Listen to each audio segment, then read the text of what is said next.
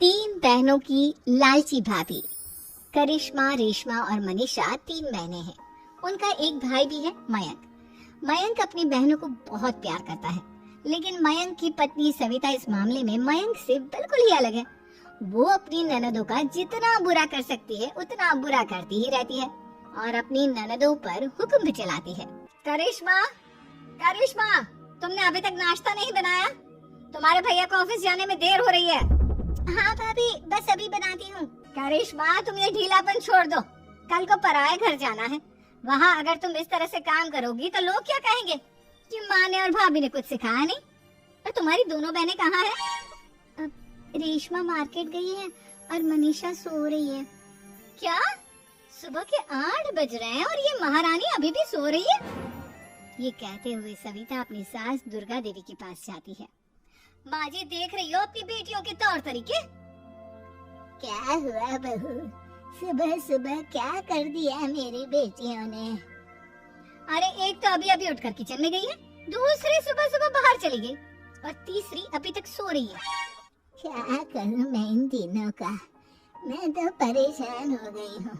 जा जाकर उठा उसे और रेशमा से मैं बात करती हूँ।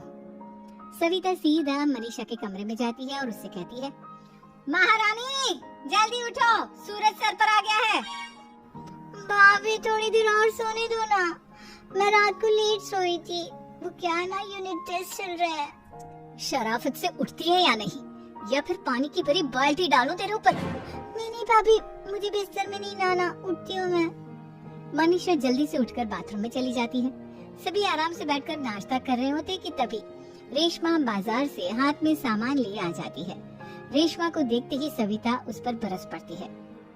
लो, आ गई महारानी। ऐसा भी क्या सामान लाना था जो सुबह आंख मलते ही बाजार की तरफ रवाना हो गई? भाभी, कल आप ही तो चीख रही थी कि घर का सारा सामान मुझे ही लाना पड़ता है, घर में किसी को भी किसी काम से कोई लेना देना नहीं है। अब मैं बाजार जाकर सामान ले आई तो आपको इस बात से भी तकलीफ हो रही है?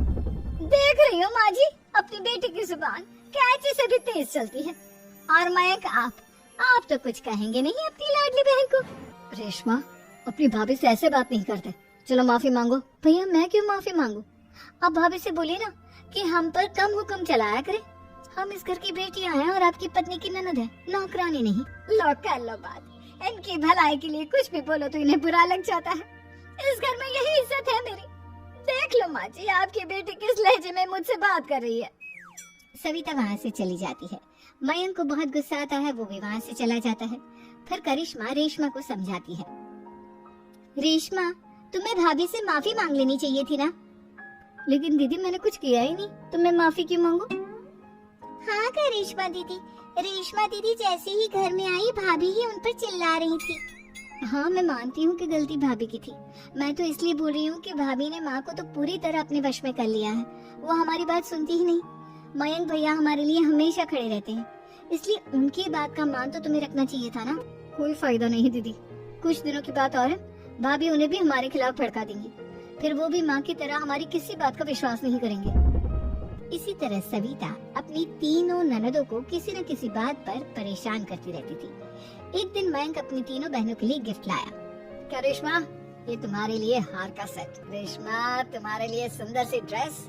और मनीषा, तुम्हें किताबें पसंद है ना, तुम्हारे लिए किताबें लाया हूँ। थैंक यू भैया। थैंक यू भैया।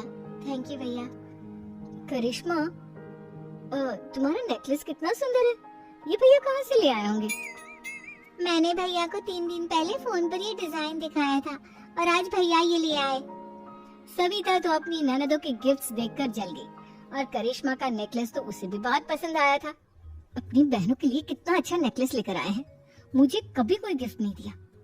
मैं आज ही ये हार चुरा लूंगी। रात में सविता करिश्मा का हार चुरा लेती है और इसी तरह उसे अपनी ननदों की जो भी चीज अच्छी लगती वो उसे मांगती नहीं, बल्कि रात के अंधेरे में चुरा लेती। इसी तरह दिन बीतते गए और सविता ने मयंक के दिल में भी उसकी बहनों के लिए नफरत पैदा कर दी। एक दिन मयंक ने करिश्मा और रेशमा के लिए रिश्ता देखा और ये बात उसने घर में सबको बताई। माँ, करिश्मा और रेशमा के लिए बहुत अच्छा रिश्ता आया है, वो लोग कल इन्हें देखने आ रहे हैं। आप और सविता मिलकर सारी तैयारी कर लेना। ये सुनकर करिश्मा और रेशमा खुश हो जाती है, लेकिन सविता सोचती है, अगर इन दोनों बहनों की शादी हो गई तो घर और बाहर का काम कौन करेगा? मनीषा तो एक नंबर की कामचोर है, उससे तो किसी बात की उम्मीद लगाना ही बेकार है। मुझे इस शादी को रोकना होगा। अगले दिन सभी लड़के वालों के स्वागत की तैयारी करने में लगे होते हैं। तभी मयंक अपनी बहनों से आकर कहता है, तैयार हो गई तुम दोनों?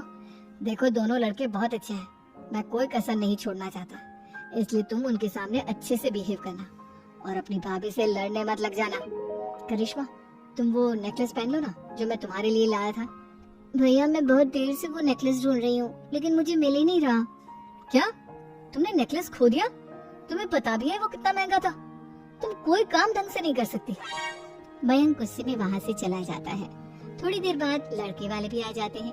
वो दोनों बहनों को पसंद कर लेते हैं और रिश्ता पक्का हो जाता है। लेकिन सविता के दिमाग में तो कुछ और ही खिचड़ी पक रही थी। वो पंडित जी के पास करिश्मा की कुंडली लेकर जाती है और उन्हें पैसे देकर करिश्मा की कुंडली बदलवा देती है। जब लड़के वालों के पास करिश्मा की कुंडली जाती है तो वो दुर्गा को फोन करते हैं। बहन जी, हमने करिश्मा की कुंडली अपने पंडित जी को दिखाई थी। आपकी बेटी की कुंडली नहीं बल्कि दोषों का पिटारा है। देखिए, मैं और मेरे पति इन सब बातों में बहुत विश्वास करते हैं, इसलिए हम आपकी बेटी से अपने बेटे की शादी नहीं करा सकते। इस तरह करिश्मा का रिश्ता टूट जाता है और सभी घर वालों को बहुत दुख होता है। अब कविता सोचती है, चलो करिश्मा का तो रिश्ता टूट गया, अब रेशमा का भी रिश्ता तोड़ना है। क्या करूं? अब सविता आवाज बदलकर किसी अननोन नंबर से रेशमा के होने वाले ससुराल में फोन करती है। हेलो, मैं कौन हूँ कौन नहीं ये आपके लिए जानना जरूरी नहीं, बस इतना सुन लो कि रेशमा का 2 साल से किसी के साथ अफेयर चल रहा है। बस रेशमा का रिश्ता तोड़वाने के लिए सविता का इतना कहना काफी था। अब रेशमा का भी रिश्ता टूट गया। मयंक और दुर्गा देवी ने रेशमा को खूब खरी खोटी सुनाई और उससे बार बार उस लड़के के बारे में पूछने लगी। आप दोनों मुझे क्यों परेशान कर रहे हो? अरे कोई लड़का होगा मेरी लाइफ में तो मैं बताऊंगी ना, जब कोई है ही नहीं तो कहाँ से लाऊं मैं कोई लड़का? तेरे होने वाले ससुराल वालों को फोन किसने किया था? माँ, मैं नहीं जानती किसने फोन किया था, मैं सच कह रही हूँ। मैं तो पहले ही कह रही थी इसकी लगाम खींच कर रखो, लेकिन मेरी सुनता ही कौन है। आप चुप रहिए भाभी, ये सब आपका ही किया धरा है।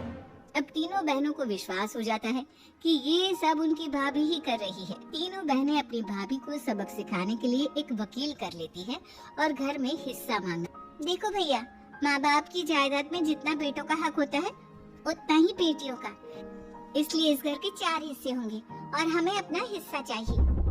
मैंने तुम्हारे लिए क्या क्या नहीं किया और तुम इस घर में हिस्सा मांग रही हो? भैया, आप और माँ हम बहनों की कोई बात नहीं सुनते हो और भाभी हमारी शादी नहीं होने देगी क्योंकि उन्हें लगता है कि आप हमारी शादी में ज्यादा पैसा लगाओगे और उन्हें हम जैसी फ्री की नौकरानी कहाँ मिलेगी। तो हम भाभी के साथ तो रह नहीं सकते, हम बहनों को अपना हिस्सा चाहिए। अरे तुम्हें शर्म आनी चाहिए अपनी भाभी पर ऐसा इल्जाम लगाते हुए। वो तुम्हारे बारे में कितना सोचती है। हाँ माँ, भाभी हमारे बारे में बहुत सोचती है, दिन रात बस यही सोचती रहती है कि किस तरह से अपनी तीनों ननदों को परेशान करूं और कभी मुझे पढ़ने भी नहीं देती। दोनों बहनों का रिश्ता भी तो इन्होंने ही तोड़वाया है और रात में हमारे कमरे में आकर हमारी चीजें भी चुराती हैं। इसी तरह सविता की तीनों ननदें अपनी बात पर अड़ी रही। अब कोर्ट में तारीख भी शुरू हो गई। जब सविता को लगा कि उसकी तीनों ननद इतनी आसानी से नहीं मानने वाली, तो उसने अपने पति और सास को सारी सच्चाई बता दी और अपनी तीनों ननद से माफी मांगी। मयंक और दुर्गा को भी अपनी गलती का एहसास हो गया।